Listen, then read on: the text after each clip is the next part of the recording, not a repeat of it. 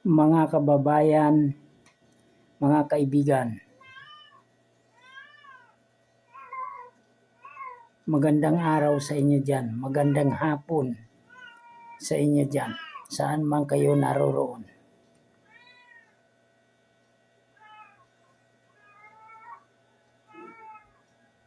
Itong video natin ay isang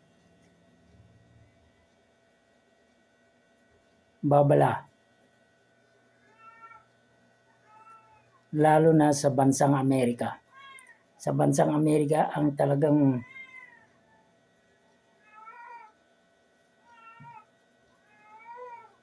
usapan natin. Kapag magiging presidente sa Amerika ang isang babae, masama rin ang epekto nito sa lahat ng nakatira dyan sa bansang Amerika. Yung 50 states ng Amerika ay makakaranas ng hindi maganda. Lalo na sa mga kagagawan ng mga kalaban ng Amerika. Matindi ang mararanasan nila dyan. Pati na yung mga kalamidad na mula sa kalikasan,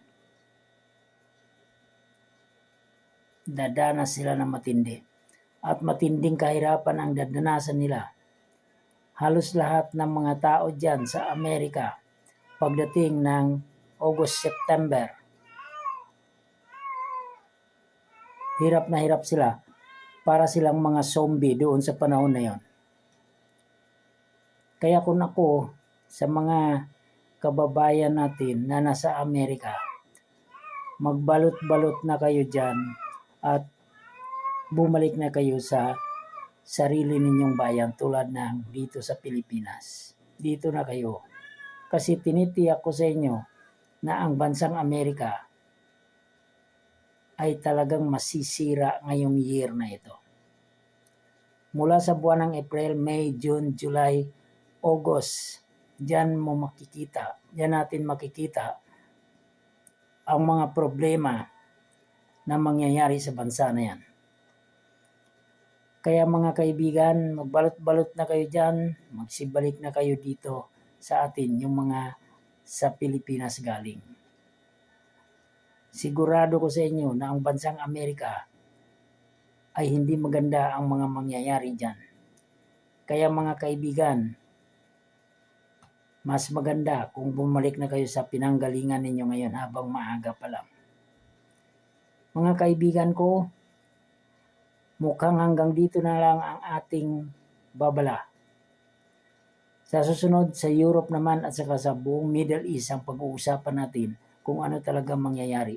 Dahil itong video natin ngayon, ito yung vision ko noong makalawa. Kaya tinitiyak ko sa inyo, napakatindi talaga mangyayari dyan sa bansa na yan. Maraming salamat mga kaibigan ko.